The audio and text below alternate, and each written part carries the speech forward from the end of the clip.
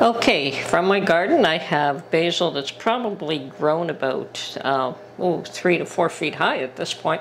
So I took some clippings and brought them home, since my garden is a little ways away, and I decided just to put them in water. Now, for those of you that are interested in propagating basil, I'm going to show you that you can put them in water and they will reroot, and it doesn't even have to be along the nodes. It's right along the stems. There are roots growing.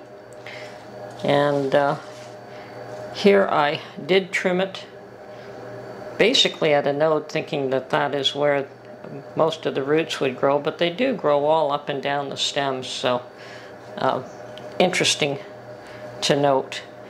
Here I think you can see the root along the stem line, if I can get the camera to focus. Now they don't all root, but if you have enough cuttings, some of them will.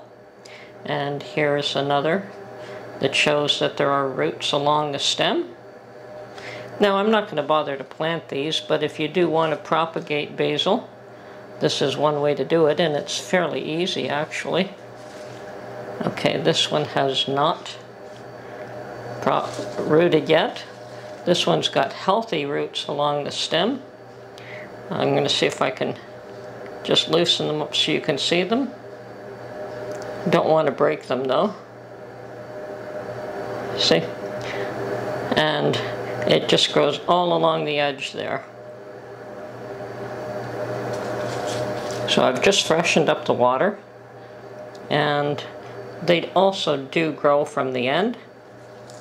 So yes, just trim it back, put it in some water if you do want to propagate it. Now I've never bothered to put this in soil afterwards.